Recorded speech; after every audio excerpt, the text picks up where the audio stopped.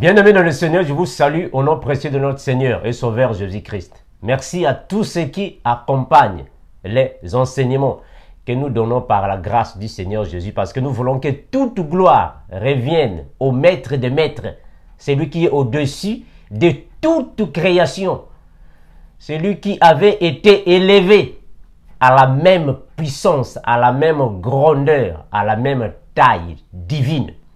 Merci à tout le corps du Christ. Aujourd'hui, je suis avec le GEC Jeunesse. Le frère bienvenu va nous prêcher sur l'impudicité. Mais aussi, nous allons répondre aux diverses questions que la jeunesse a encore concernant les Écritures. Donc, je suis avec les frères et les sœurs du GEC Jeunesse afin que nous puissions partager la parole. J'appelle le frère bienvenu pour alors appeler la jeunesse pour que nous soyons ensemble.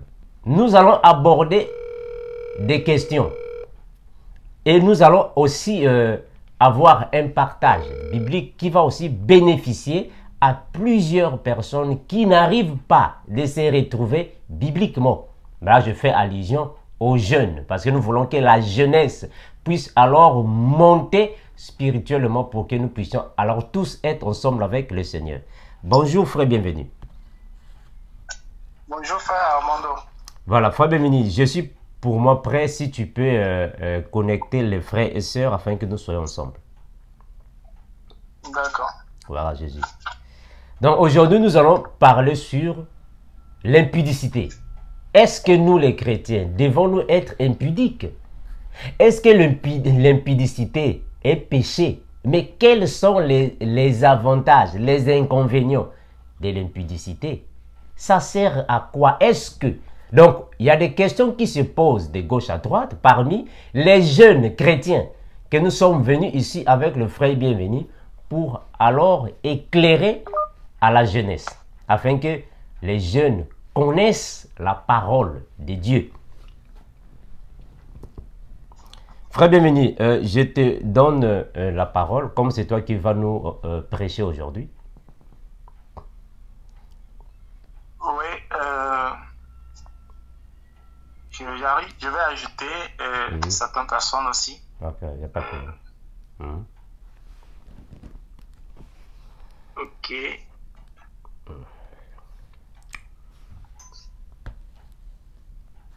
Tu vas ajouter tout le monde ou tu veux que je t'aide? Non, pas tout le monde quand même. Il y a certaines personnes. Ok, de la jeunesse. Il y a la soeur Kizan, la soeur Arlena, la soeur Linda aussi est là. Pas de problème. On va voir. Bon. Okay. Ah ouais. Donc, merci beaucoup pour ce moment. D'abord, je rends grâce à Dieu pour le thème que vous nous avez donné et pour la jeunesse, non seulement dans le corps du Christ, mais ceux qui aussi désirent venir à l'Éternel. Donc, le thème sur l'impudicité, c'est un thème qui est très, très important, colossal pour la vie des enfants de Dieu.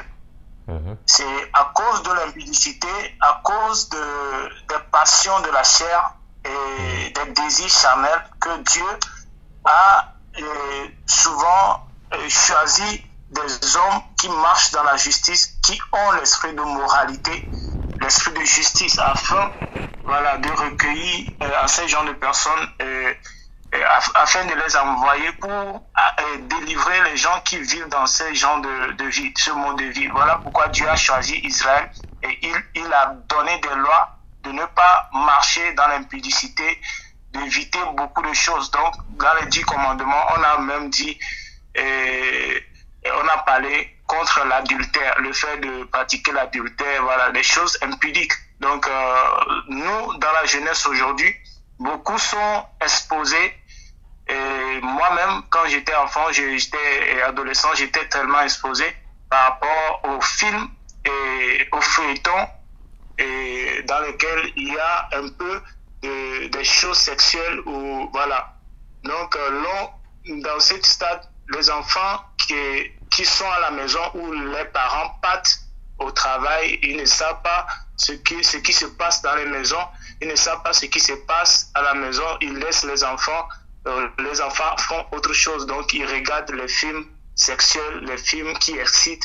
Donc à un moment donné, les enfants deviennent rebelles envers leurs parents parce que voilà, l'acte sexuel ou des choses de l'impudicité, ce sont les choses qui conduisent à la rébellion, qui conduisent à la déchéance.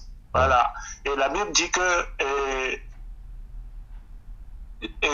ce que Dieu veut, c'est notre sanctification, que chacun sache s'abstenir à l'impudicité. Voilà. Que nous ne soyons pas livrés à nous-mêmes. Voilà. Que nous ne soyons pas livrés selon les passions, les désirs de la chair. Et ce qui amène ça, c'est la convoitise des yeux et la convoitise de la chair. Voilà. Et les gens se livrent à l'impudicité parce qu'ils voient leurs amis et les camarades de classe, et leurs collègues de travail, voilà, cherchent l'argent, elles s'habillent correctement et voilà, elles sortent, elles voyagent. Donc, ce qui incite aussi les autres jeunes filles et voilà, à se livrer à la débauche sexuelle, à l'immoralité sexuelle.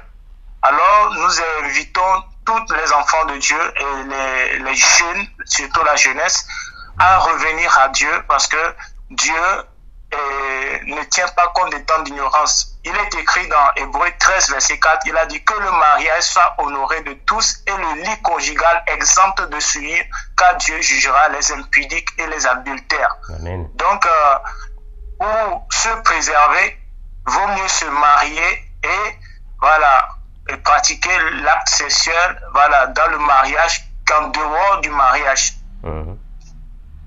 Voilà pourquoi un homme de Dieu a dit, Satan a donné à Adam et Ève un fruit et lui a enlevé le paradis. Ainsi, dans toute tentation, considérons non pas ce qu'il nous offre, mais ce que nous perdons. Donc, c'est tout acte impudique nous amène à la déchéance. Alors j'invite toute la jeunesse, j'invite les frères et les sœurs à se conserver purs devant le Seigneur. Car ce que Dieu veut, c'est notre sanctification. Amen. Ce que Dieu veut, c'est notre sanctification. Et pour pouvoir éviter ce genre de choses, il faut vraiment s'approcher des choses sexuelles, des choses qui peuvent vraiment te nuire et qui peuvent te plonger dans la dépravation sexuelle, dans l'immoralité sexuelle. Donc quand on parle d'impudicité, on voit immédiatement la méchanceté, et voilà, le désir acharné sur quelque chose, des choses impudiques, des choses qui ne sont pas bien.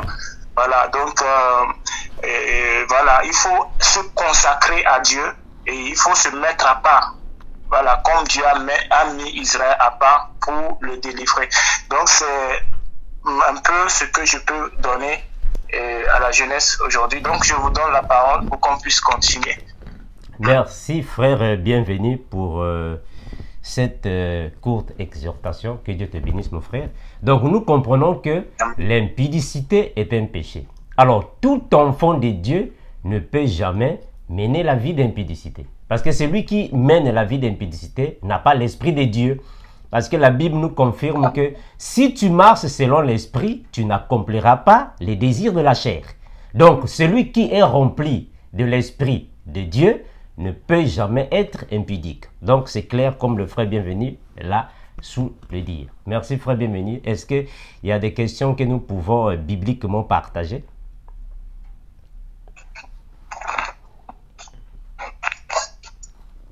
Ouais, je vais laisser les sœurs et poser les questions si vous en avez les questions.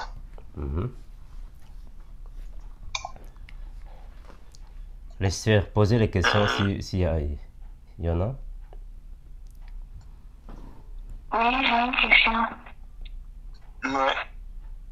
Ok, en tant qu'enfant de Dieu, nous ne devons pas regarder aucun film qui est souillant, quoi.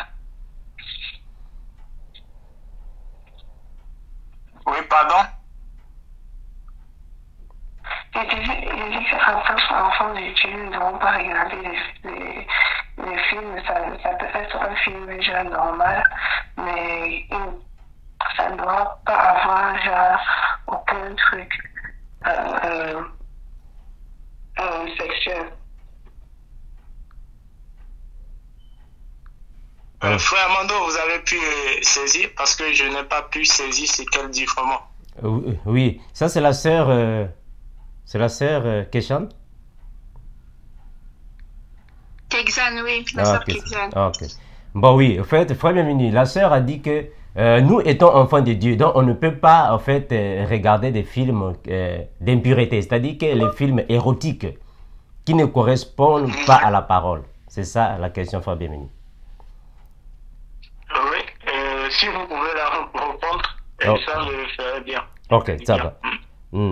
Donc, nous ne pouvons pas, ma sœur, nous ne pouvons pas, mais nous avons une référence biblique que nous pouvons prendre. Le frère bienvenu peut nous aider. Là, nous sommes dans 1 Thessaloniciens, chapitre 5, le verset 21 à 22. Frère bienvenu. 1 Thessaloniciens 5, 21, 22. Que dit la parole?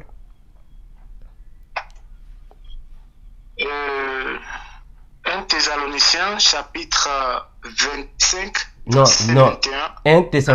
1 Thessaloniciens, chapitre 5, 21, 21, 22. D'accord. Je lis dans le nom de Jésus. Amen. Mais examinez toutes choses, retenez ce qui est bon, abstenez-vous de toute espèce de mal. Gloire à Jésus, gloire à Jésus. Donc la Bible nous recommande de nous s'abstenir de toute espèce de mal. Toute espèce. Donc toute chose qui te conduit à la désobéissance, tu dois t'abstenir de ça. Ça va, ma sœur Keshan?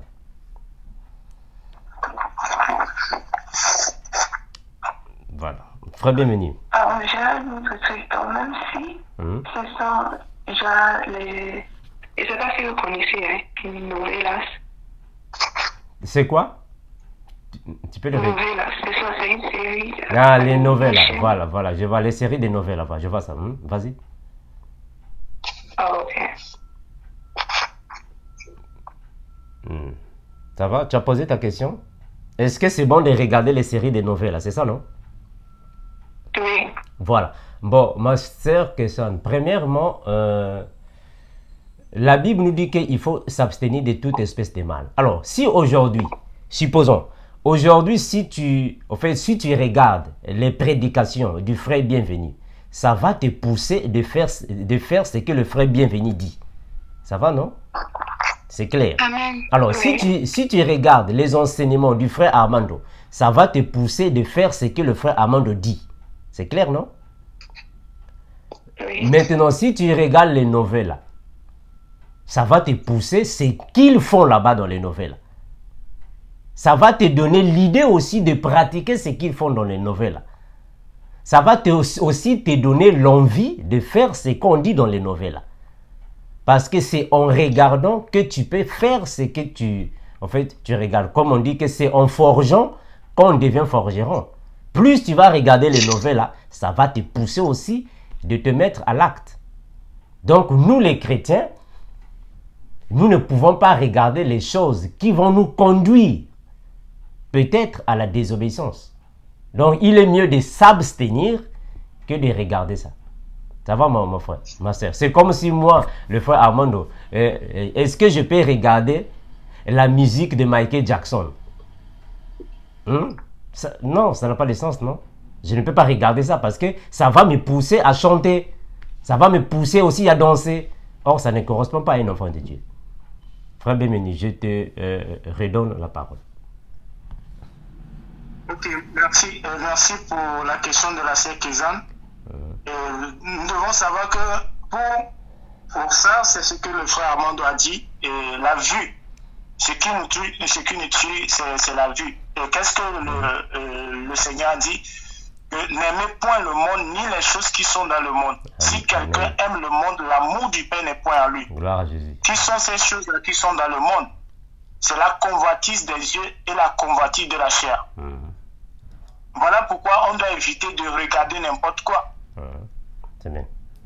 Par exemple, quand Ève a reçu le fruit et il a mangé, elle a mangé le fruit, c'est parce que il avait fixé les yeux sur, le fruit, sur l'arbre. Et c'était quand tu fixes les yeux sur l'arbre et tu vois comment c'est joli, comment c'est bon, et tu vas commencer à convoiter, voilà, comment dire, à convoiter, voilà, la beauté de la chose. Donc tu peux tomber dedans. C'est ça qui a plongé Adam et Ève dans le péché, la convoitise des yeux. Très bien. Donc tout ce que nous voyons, on doit vraiment se retirer, on doit s'abstenir. On doit voir, on doit dire, ah, ça ce n'est pas bon. Immédiatement, tu as l'intelligence, tu es renouvelé dans l'intelligence, tu sais ce qui est bon à l'Éternel. Donc c'est ça que je peux ajouter. S'il y a d'autres questions. Il y a d'autres questions. Frère Bienvenu, tu dois maintenant appeler les sœurs par nom. Comme ça, peut-être. Ouais, j'ai une question. D'accord. La sœur Linda, j'ai une question. Je voudrais savoir en tant que jeune et encore plus en tant que jeune fille, jeune femme, comment véritablement vivre une vie de sainteté, parce que c'est tellement difficile maintenant dans le monde présent. J'ouvre mon Facebook, j'ouvre mon Twitter, il y a des scènes, je sais pas, je vais en cours à l'université, mais mes amies qui étaient dans le monde, elles s'habillent d'une manière. Comment est-ce que moi, en tant que jeune femme qui veut se préserver pour le Seigneur, comment est-ce que je dois vivre ça quotidiennement? Oui, la parole me dit, je dois chercher la sainteté, je dois vivre dans la sanctification, mais comment vivre dans cette sanctification-là exactement? Très bienvenue. Ok, merci. Merci beaucoup pour la question. Merci beaucoup pour la question. D'abord, je vais donner je vais répondre et puis je vais remettre la parole au frère Armando qui va encore nous expliquer beaucoup de choses. Et le Seigneur a dit, comment dire, c'est-à-dire, les mauvaises compagnies corrompent les bonnes mœurs. Les mauvaises compagnies. Donc, quand vous avez parlé par rapport à l'université, aux sorties avec les amis, les collègues, voilà, du travail, ainsi de suite. Et quand tu vois que, voilà, leur pratique, leur vie ne mène pas, ne correspond pas à ce que tu es, c'est à toi maintenant de prêcher et de les amener à se repentir. Ou si tu ne peux pas faire, tu peux te préserver en disant non, je ne vais pas aller avec vous. Tu fais ce que tu as fait et puis tu te préserves, quoi. Donc c'est un peu ça. Donc je vais remettre la parole au frère Armando qui va encore nous expliquer mieux. Merci frère Bienvenu. Frère Bienvenu, tu peux prendre 2 Timothée, chapitre 2, de versets 22 à 23. 2 Timothée 2, 22 à 23. Le frère Paul, il avait aussi son fils en la foi qui est Timothée. Alors Timothée, avant de lui laisser la bergerie, il fallait aussi exhorter, prêcher, former Timothée.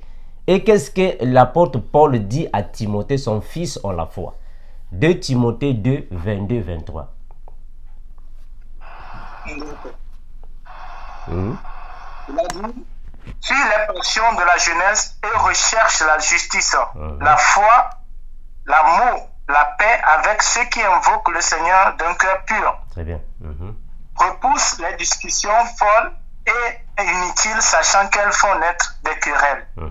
Amen. Amen. Gloire à Jésus. Donc, la sœur Linda, le frère Paul dit à Timothée ceci. C'est très capital. Fuis les passions de la jeunesse. Donc, c'est à toi de t'éloigner de tout ce qui est contraire à la volonté de Dieu. Il faut fuir ça. Voilà pourquoi la Bible continue de dire que fuyez l'impudicité. C'est clair, la Bible dit fuis. Fuyez l'impudicité. Donc ça ne sert même pas d'affronter, mais il faut fuir ça. Fuis les passions de la jeunesse et recherche la justice. Même là où il y a le péché, toi tu dois rechercher la justice. Avec qui? Avec ceux qui invoquent le Seigneur. Et non avec ceux qui sont dans le monde. Mais ceux qui invoquent le Seigneur avec un cœur pur. Et il continue de dire dans le verset 23 que repousse Est-ce que tu vois, c'est très important. Hein? Il dit, repousse les discussions folles et inutiles. Donc, si tu es à l'université et que tu vois que parmi les étudiants, il y a des discussions folles qui sont là-bas, repousse ça. Il y a des partages qui ne correspondent pas à ta foi. Repousse ça, ne va pas là-bas. Fuis ça. Donc, repousse les discussions folles et inutiles, sachant qu'elles ne font que naître des querelles. Donc, c'est ça l'attitude que tu dois prendre vis-à-vis à ce monde ici. Parce que nous sommes dans ce monde, mais nous ne sommes pas de ce monde. Aussi longtemps que nous vivons ici sur la terre, il y aura toujours le péché autour de nous, mais c'est à nous de fuir le péché et de repousser toutes choses qui ne correspondent pas à la volonté de Dieu. Ça va, ma sœur Linda? Amen. Oui, ça va, frère. Merci beaucoup. Gloire à Jésus. Très bienvenue. Merci beaucoup, frère Armando. Comme le Seigneur a dit même, fuyez l'impudicité, mais il a dit au diable, si le diable vient résister au diable, et il fuira l'un de vous. Mais il a dit fuyez l'impudicité. Donc l'impudicité est puissant même que le diable. Gloire à Jésus, parce que c'est le même esprit. Il a dit, voilà, résistez au diable et il fuira l'un de vous, mais devant l'impudicité, fuyez. Fuyez l'impudicité. Et on a vu aussi l'exemple de Joseph avec la femme de Potiphar, où la femme de Potiphar aussi veut mettre Joseph voilà, dans le débauche sexuel, en dehors de son mariage. Et Joseph, craignant Dieu, a fui devant cela. Ce n'est pas facile, mais il a fui parce qu'il craint Dieu. Donc ce qui nous triomphe, ce qui nous fait triompher, c'est la crainte de Dieu et la foi de pouvoir résister, de s'abstenir, voilà, aux souillures, voilà. Donc c'est un peu ça. Je peux encore ajouter. La sœur Sophia a demandé une question.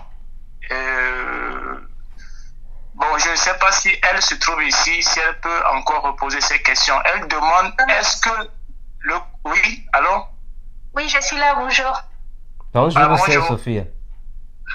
Oui. Donc, ma question, c'est sur... bon, on dit que les rapports sexuels avant donc, la fornication, ça entraîne il y a des échanges de démons. Et donc, il faut se préserver jusqu'au mariage.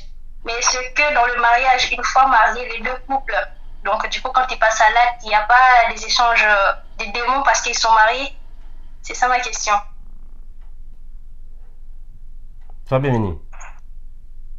D'accord. Oui, c'est... vous savez, le rapport sexuel avant le mariage, c'est contre la nature de Dieu. Donc, tout ce que Dieu fait, c'est dans l'ordre. Tout ce que Dieu fait, c'est dans l'ordre. Et quand il dit, vous serez mariés, et voilà. Quand même avec Adam et Ève, Dieu même, c'est lui-même qui a permis le mariage. Voilà. Donc, et ça ne suffit pas de dire, l'acte sexuel, ce n'est pas qui construit le mariage, mais le fait d'avoir la pensée d'être ensemble, c'est ça qui est le mariage. Et voilà, le rapport sexuel en dehors du mariage, bon, amène les démons, comme tu le dis, et parce que c'est contre Dieu, contre la loi de Dieu. Et tout ce qui est contre la loi de Dieu, et que tu pèches contre la loi de Dieu, ça veut dire que l'ennemi prendra autorité comme la légalité. Parce que ce que Dieu fait, l'ennemi, Satan prend le contraire. Donc, l'ennemi va signer la légalité sur toi parce que tu as désobéi à la loi de Dieu en tant qu'enfant de Dieu. Pour les païens, ils ne le savent pas parce qu'ils n'ont pas la loi de Dieu. Ils sont loin de Dieu, ils ne connaissent pas la loi de Dieu. Mais étant un enfant de Dieu, c'est une désobéissance devant le Seigneur. Amen. Et dans le mariage, si vous mariez aussi, c'est pour faire les enfants, n'est-ce pas? Donc, il s'agit d'une question de prière, de consécration, de remettre votre vie matrimoniale dans la main du Seigneur. Donc, bon, je donne la parole au frère Armando qui va encore nous expliquer mieux. Merci. Gloire à Jésus. Merci, frère Bienvenu, pour tes réponses très sages. Merci, mon frère. Que Dieu te bénisse. Frère Bienvenu, nous allons prendre Hébreux, chapitre 13, le verset 4. Hébreux 13, 4. Que dit la parole? Hébreux 13, le verset 4. 4. Que le mariage soit honoré de tous. Et le lit conjugal exempt de souillure, car Dieu jugera les impudiques et les adultères. Gloire à Jésus, c'est très clair, c'est très clair. Donc, la Bible dit que le mariage soit honoré de tous. Maintenant, on va se poser une question. Si déjà un mariage, parce que il faut connaître une chose que quand un homme et une femme s'accouplent, ils doivent le faire par le biais de mariage. Il faut que ça soit honoré de tous, c'est-à-dire qu'à partir des parents, honoré par les parents et honoré aussi devant l'église, dans le sens que, en fait, les enfants de Dieu. Je ne parle pas l'église, bâtiment, non, je parle des enfants de Dieu. Il faut que le mariage soit honoré devant les parents, parce que ce sont les parents qui marient leurs filles. Et aussi devant les frères et les sœurs, le mariage doit être honoré. Alors, si déjà un homme et une femme ne sont pas mariés, donc il n'y aura pas des honneurs pour ce mariage-là. Il n'y a pas des honneurs parce que vous n'êtes pas mariés, vous vivez dans l'impudicité, il n'y a pas des honneurs. Alors, le lit conjugal doit être alors exempt de toute souillure, c'est-à-dire qu'il n'y a pas un acte sexuel contraire à la volonté de Dieu qui peut être fait alors sur le lit conjugal. Il faut qu'il y ait alors cette exactitude de la parole. Alors, quand déjà une femme est remplie de démons et que la femme s'accouple avec un homme, oui, il y aura alors transfert des démons parce que les démons sont transmissibles. Voilà pourquoi la Bible dit que quand un homme en fait s'accouple ou soit se met avec une femme, il y a transfert, non? Les deux deviennent une seule chair. On a encore avec Genèse. L'homme quittera son père et sa mère, s'attachera à sa femme, les deux devenant une seule chair. Alors, une femme qui a des démons s'accouple avec un homme, il y aura transfert et vice-versa. C'est pour cela qu'il est toujours mieux d'avoir une femme qui alors va correspondre à ce que tu penses, à ta vie lors de sainteté. Il est mieux pour ne pas qu'il y ait alors des troubles dans le sens physique et dans le sens spirituel. C'est ça, ma sœur Sophia. Si tu n'as pas bien compris, tu peux encore reposer une autre question afin que nous puissions être précis avec toi. Oui, donc j'ai compris. Merci beaucoup. Et ma deuxième question est, on dit qu'en tant que chrétien, on n'a pas le droit d'avoir des copains. Mais, donc, on a des fiancés, mais pas des copains. Mais est-ce que le copinage, par exemple, j'ai un copain, mais il est chrétien comme moi. On fornique pas, on vit pas dans l'impudicité. Est-ce que c'est quand même autorisé ou quand même il faut, donc il doit devenir mon fiancé? C'est-à-dire, on ne doit pas passer par l'étape du copinage. Non, ma soeur, Frère Bémini, tu veux que je réponde en premier ou tu veux répondre en premier? Ouais, d'accord. Je vais reposer sa question. Elle dit, est-ce que les bijoux sur les lèvres et les calais sont autorisés pendant les fiançailles? Ah, ça, c'est après. Ok, il n'y a pas de problème. Oui, ça c'est après, ça c'est une autre question. Voilà, donc... Alors je laisse le faire avant de répondre. Ok. Au fait, ma sœur Sophia, le concubinage, ou soit le copinage, n'est pas un péché. Ça va, non? C'est clair, non? Le copinage, oui, ou soit le concubinage, n'est pas un péché. Mais sauf que ça peut conduire au péché. Parce qu'on ne peut jamais se marier avec un homme ou une femme sans pourtant passer le moment de copinage. Le copinage, c'est le moment qui vous facilite à se connaître mieux, le concubinage. Mais sauf que il y a des règles à suivre. Il y a des normes à suivre. Vous ne pouvez pas passer à l'acte sexuel pendant le concubinage. Vous ne pouvez pas passer à des pratiques contraires à la parole. Il faut pendant le concubinage que vous soyez vraiment éloignés l'un à l'autre. Voilà pourquoi c'est toujours conseillé pendant le concubinage, ou soit le copinage, de ne pas trop rester dans le lieu fermé. C'est-à-dire que toi, tu vas lui rendre visite et il te reçoit dans sa chambre. Vous serez là seulement vous deux. Il ne faut pas faire ça parce que ça peut vous conduire alors là, au péché. Vous pouvez tomber. Alors, pour éviter ça, il est mieux que vous soyez toujours dans un milieu public. C'est-à-dire que dans un parc, vous êtes là, vous causez, ou soit il peut venir chez vous, ou toi tu vas chez eux, mais restez là où il y a des gens, en plein air. Comme ça, au moins, ça va vous éviter de tomber dans le péché. Mais quand vous êtes seulement dans un lieu fermé, seulement vous deux, ah là, vraiment, le diable peut sursauter sur vous et vous pouvez alors satisfaire les désirs sexuels. Ça va, ma sœur Sophia? Oui, ça va, mon frère, merci. Gloire à Jésus. Très bienvenue. Oui, merci. Merci frère Armando beaucoup pour votre intervention. Comme le dit dans le livre de Jacques chapitre 1, verset 13 au verset 15, la parole dit que personne lorsqu'il est tenté ne dise c'est Dieu qui m'a tenté, car Dieu ne peut être tenté par le mal et il ne tente lui-même personne. Gloire Jésus. Mais chacun est tenté quand il est attiré et amorcé par sa propre convoitise. Très bien. Puis la convoitise, lorsqu'elle a conçu, affronte le péché, comme le frère Armando est en train de dire, et le péché étant consommé produit la mort. Amen. Parce que le salaire du péché, c'est la mort. Gloire à Jésus. Donc, c'est encore ça que je voulais ajouter. Amen. Merci, frère bienvenu. Merci. Ouais. Il y a la question suivante, frère bienvenu.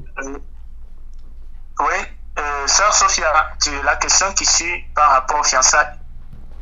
Oui, donc la question par rapport aux fiançailles, donc ma question est, en tant que fiancé, est-ce qu'on a le droit de se faire des bisous? Là, je ne parle pas des bisous impudiques, hein, c'est-à-dire avec la langue, c'est juste les bisous sur les lèvres. Et aussi, est-ce qu'on a aussi le droit de se faire des câlins? Parce qu'il y a câlin et câlin, hein, pas des câlins qui... on se fait des câlins et ça nous pousse, ça nous met des idées déjà dans la tête, c'est pas ça. Ok, ma sœur Sophie, tu sais, il y a un proverbe, ou soit il y a un adage qui dit que qui a bu boira. Ça va, non? C'est-à-dire que quand tu es avec ton copain ou ton concubin, vous vous préparez pour un mariage. Il est mieux d'éviter tout contact. Pourquoi? Parce que le contact peut alors vous amener de faire des choses contraires à la parole.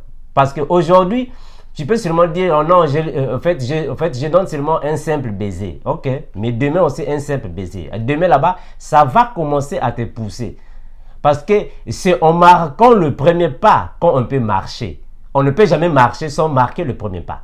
Donc, en fait, les câlins, même si ça soit des petits câlins, des petits bisous, comme tu as su le dire, mais oui, au début, tu peux commencer avec ça, mais avec le temps, ça va te pousser maintenant de le commettre d'une manière profonde.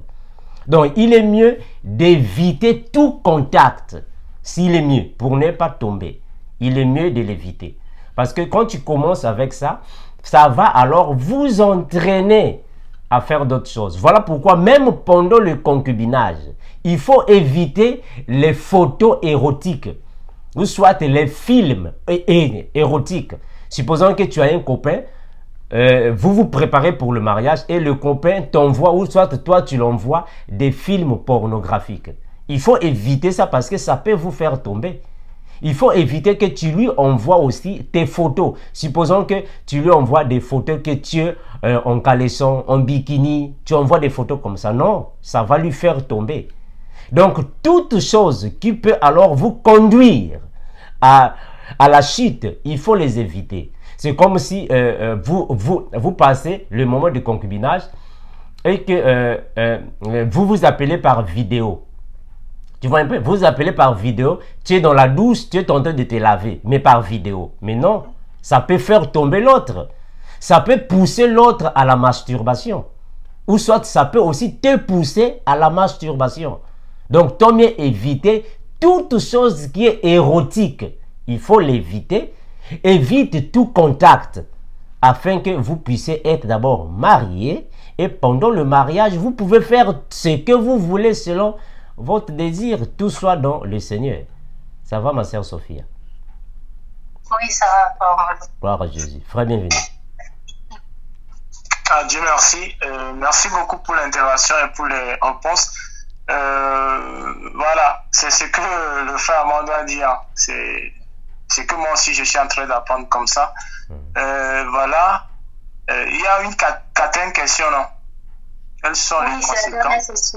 Oui, c'est ça. Donc, quelles sont les conséquences de l'impudicité? Quelles sont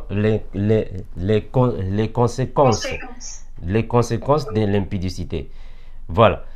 Nous allons relire Hébreux 13:4. Frère bienvenu, tu peux le relire? Ouais. Hébreux 13:4. Voilà. Là aussi, ça fait partie des conséquences de l'impudicité. Vas-y, mon frère. D'accord. Hébreux 13, verset 4. Très bien. Que le mariage soit honoré de tous et le lit conjugal exempt de souillure.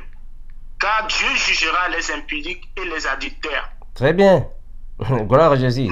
C'est clair. La Bible dit que Dieu jugera les impudiques.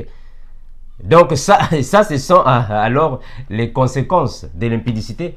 Quand quelqu'un mène la vie d'impudicité, il sera jugé. Il sera jugé. Mais il sera jugé pourquoi? Mais à cause de l'impudicité. Parce que toute personne qui mène la vie d'impudicité et la vie d'adultère, clairement que l'Esprit de Dieu n'est pas en lui. Là, nous sommes dans Jacques 4:8. Frère bienvenue. Jacques chapitre 4, verset 8. Que dit la parole? Jacques 4:8. Jacques 4:8. Que dit la parole? Approchez-vous de Dieu et il s'approchera de vous. Nettoyez vos mains, pécheurs. Purifiez vos cœurs, hommes irrésolus. Très bien. Très bien. C'est clair. La Bible dit que approchez-vous de Dieu et il s'approchera de vous. Ce qui veut dire que celui qui s'approche de Dieu doit être pur. Tu dois être sanctifié. Si tu mènes la vie d'impudicité, tu ne peux pas t'approcher de Dieu. Et Dieu ne peut jamais s'approcher de toi alors que tu es impudique. Non. Dieu s'approche de toi quand tu marches dans la sanctification. Dans la sainteté, on est encore avec Hébreux 12:14. Quand tu mènes la vie de sanctification, Dieu s'approche de toi. Mais quand tu mènes la vie d'impudicité, d'adultère, c'est clair que Dieu ne va pas s'approcher de toi. Dieu va s'éloigner de toi. Et quand Dieu s'éloigne de toi, c'est le diable maintenant qui vient. Et c'est le gâchis dans ta vie. Il va gaspiller ta vie. Tu n'auras jamais la vie sauve. Celui qui n'a pas l'Esprit de Dieu dans sa vie, il n'y a que des malédictions sur malédictions. Donc ça, ce sont les conséquences de la vie d'impudicité. Tu auras que les malédictions. Rien ne va avancer dans ta vie. Tu vas te plonger dans des soucis, des préoccupations. Tout ce qui va se passer dans ta vie sera que malédiction sur malédiction. Tu n'auras jamais la paix du cœur. C'est ça alors les conséquences, ma sœur Sophia. D'accord. Merci. Gloire à Jésus. Sois bienvenue. Merci beaucoup, frère Armando. Comme vous l'avez déjà tout expliqué, les conséquences, on a vu avec le livre de Samuel, chapitre 11, verset 27, où quand David a convoité la femme de son soldat, et ils se sont mariés aussi, et il a tué le soldat, et Dieu aussi a enlevé le fils qu'ils ont enfanté. Donc les conséquences, c'est ça qui peut, ça produit la mort. Très bien. Donc voilà pourquoi la Bible, le salaire du péché, c'est la mort. Amen. Ce sont des conséquences. Amen. Voilà. On peut voir aussi avec Adam et Ève, on va encore toujours aller derrière. Adam et Ève qui ont désobéi à la loi de Dieu. L'impudicité, c'est la désobéissance à la loi de Dieu. Donc les païens, par exemple, ne connaissent pas la désobéissance parce qu'ils n'ont pas la loi. La grâce ne veut pas signifier qu'il y a l'absence de la loi. Voilà. Donc c'est un autre enseignement. Voilà pourquoi quand Adam et Ève ont désobéi, ils se sont vus nus devant le Seigneur et ils s'enfuient même devant le Seigneur. Et le Seigneur les a appelés, où êtes-vous? Et ils ont dit qu'ils sont nus. Et le Seigneur a reconnu qu'ils ont péché. Donc celui qui vit dans l'impudicité va toujours être éloigné de Dieu et il ne peut pas s'approcher de Dieu parce qu'il se sent souillé et voilà. Et dans les pensées et dans la conscience et dans son cœur, il se sent souillé. Donc ce qui nous amène aussi à pécher, ce sont nos pensées. Nous avons des fois des pensées tordues et voilà, des choses comme ça. Comment faire pour éviter ces pensées? Le frère Amando va nous répondre aussi par rapport à cela. Merci beaucoup. Gloire à Jésus. Merci frère, bienvenue. Nous allons prendre un passage biblique. Comment faire pour éviter alors les pensées contraires à la volonté de Dieu? Qu'est-ce que nous ferons? Nous allons prendre la Bible, frère, bienvenue. Qu'est-ce que nous dit nous dit la parole, afin que nous puissions comprendre ça, parce que c'est très important. Frère bienvenu, est-ce que tu peux prendre Galates 5, 16? Galates chapitre 5, le verset 16. Que dit la parole? Que dit l'apôtre Jacques? Ou soit l'apôtre Paul, pardon. Galates 5, 16. Oui. 16. Vas-y mon frère. D'accord. Je dis donc, marchez selon l'esprit et vous n'accomplirez pas les désirs de la chair. Gloire à Jésus. Gloire à Jésus. C'est clair. Donc, l'apôtre Paul dit aux Galates que si quelqu'un marche selon l'esprit, il ne va pas accomplir les désirs de la chair. Mais parce qu'il est rempli de l'Esprit Saint.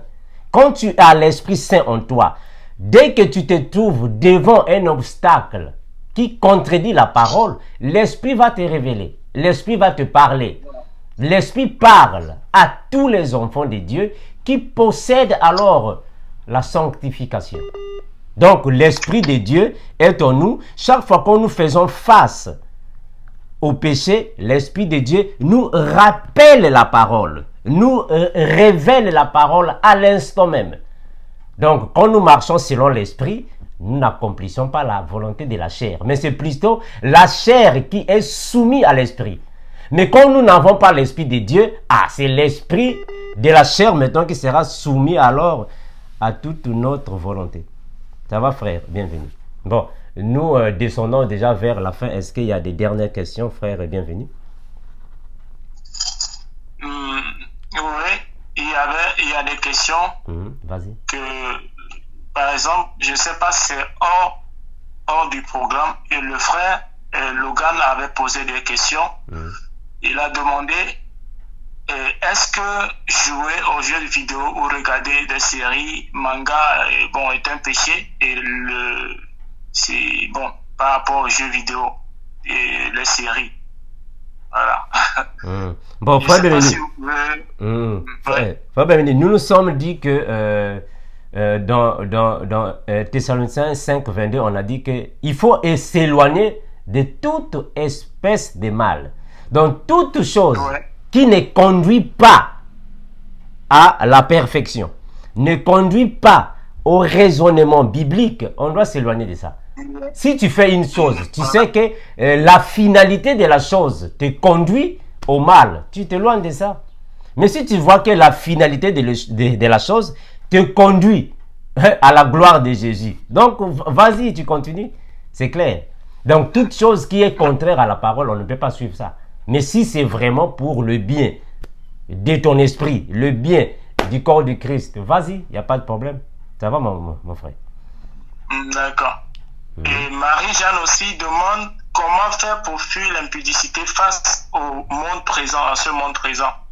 C'est ce que nous nous sommes déjà dit. Voilà. Que c'est ça. Voilà, c'est la vie de sanctification. Voilà pourquoi nous avons dans Hébreux chapitre 12, le verset 14, la Bible dit recherchez la paix et la sanctification. Recherchez. Donc, pour fuir à toutes les impuretés du monde, il faut rechercher la sanctification. Ça va, frère Bénédicte? Oui, donc Dieu merci.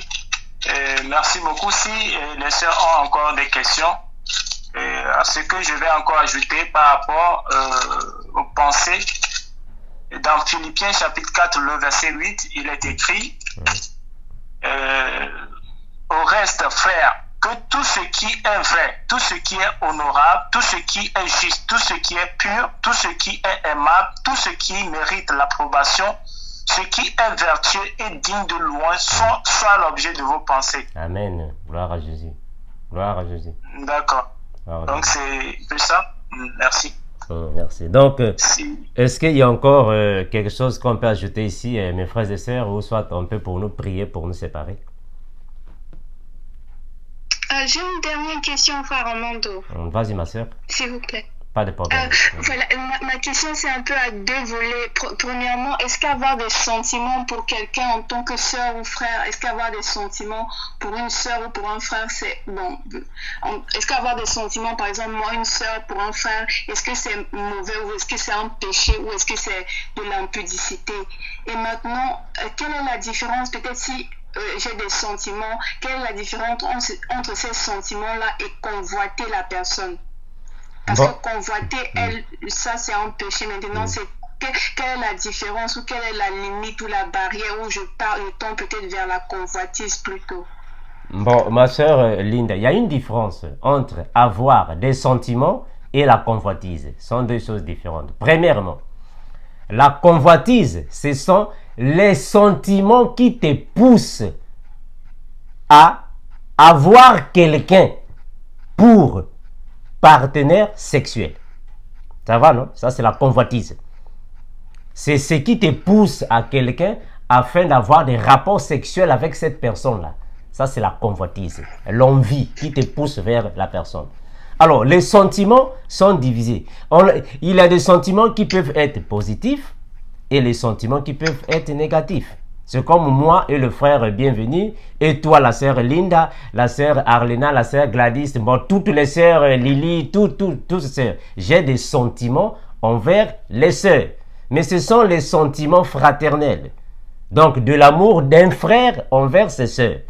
Tout simplement. Mais si ce sont les sentiments alors qui me poussent à l'érosion, là, mettons, ça devient une autre chose. Donc, c'est ça, ma soeur. En fait, il faut voir maintenant quel genre de sentiments que vous pouvez avoir. Parce qu'on ne peut pas aimer quelqu'un sans des sentiments. Parce que ce sont les sentiments qui poussent quelqu'un à aimer. Mais il s'agit alors de quel genre d'amour? C'est ça le problème. Parce que moi, je peux dire à une sœur de l'église, non, sœur, je t'aime vraiment. Mais dans le Seigneur. Je t'aime dans le Seigneur. C'est différent de je t'aime pour l'amour. C'est différent. Ce sont deux choses différentes. Ça va, non? On peut prendre l'exemple du Seigneur Jésus. Le Seigneur Jésus aimait Marie de Magdala, mais comme une sœur. Il l'aimait comme une sœur. Le Seigneur Jésus aimait aussi Marthe, mais comme des sœurs. Mais ce n'était pas dans le sens de l'amour. Et tu vois, donc c'est possible. Un frère peut avoir des sentiments fraternels envers une sœur, c'est normal. Une sœur aussi envers un frère, c'est normal. Comme beaucoup de sœurs me disent, frère Armando, je vous aime. Je dis amen. C'est l'amour fraternel, c'est pas un péché. Ça va, ma sœur? Amen. Amen. Oui, ça va, frère. Merci beaucoup. Gloire à Jésus. Voilà, donc, frère Bienvenu, est-ce que tu peux finir la séance avec une prière? D'accord. Alors, je remercie toutes personnes qui ont participé à cette émission. Que le Seigneur vous bénisse abondamment. Gloire à Jésus. Alors, je vais prier et remettre toutes choses dans les mains du Seigneur. Que le Seigneur nous donne encore plus de sagesse, beaucoup de choses pour pouvoir éviter de tomber dans les pièges de l'ennemi. Alors, prions maintenant dans le nom de Jésus. Père éternel, je te rends gloire, je te dis merci. Toi qui es saint, tu es digne de louange, digne de bonté. Et ce que tu veux, c'est notre sanctification. Et nous t'invitons, Seigneur, de venir nous préserver chaque jour. Éternel de nous, éternel Dieu de gloire, nous amener à être solides, fervents, éternel Dieu de gloire, et à être vraiment des disciples de Jésus. Merci Seigneur, nous te rendons gloire, nous te disons merci pour ta bonté, nous te disons merci pour ta faveur, nous te disons merci pour ton amour envers nous. Seigneur, donne-nous encore la force de résister et de fuir, éternel, les passions de ce monde, les passions infâmes, des choses impudiques, des choses qui ne glorifient pas ton nom, Seigneur. Nous te rendons gloire, Seigneur. Saisis nos cœurs et enseigne-nous la vérité. Que la vérité soit au fond de nos cœurs. Éternel Dieu de gloire, pardonne-nous, Seigneur, nos offenses, Seigneur. Seigneur, comme nous pardonnons à ceux qui nous ont offensés et comme nous tombons aussi et par éternel Dieu de gloire, l'immoralité éternelle, les dépravations, les choses que nous voyons, nous regardons, Seigneur, sanctifie-nous par ta parole, par ton Esprit Saint. Merci, Seigneur, pour ta bonté. Merci d'avoir donné vie, éternel Dieu de gloire, à nous donnant cet enseignement. Merci, Seigneur, à ceux qui, éternel Dieu de gloire, vont écouter ce message, qu'ils soient transformés et qu'ils soient bénis aussi abondamment. Au nom de Jésus-Christ de Nazareth, nous avons prié. Amen et reçu. Amen. Amen. Gloire à Jésus. Amen. Merci mes frères et sœurs. Passez alors une bonne journée. Prochainement, nous allons revenir pour voir s'il y a encore d'autres questions que nous pouvons partager, que nous pouvons éclairer pour l'Église. Merci. Passez alors tous une bonne journée. Merci, frère. Bonne journée. Merci. À vous. Ciao. Ciao. Merci. Merci mes frères et sœurs pour ce partage. Nous sommes ici pour alors répondre aux questions que nos frères et nos sœurs peuvent alors présenter par la gloire de Jésus. Que le nom de Jésus soit glorifié. Nous comprenons que l'impudicité est un acte condamnable devant le Seigneur. Et un enfant de Dieu ne peut jamais être impudique parce que tous les impudiques iront en enfer. Ils iront en enfer.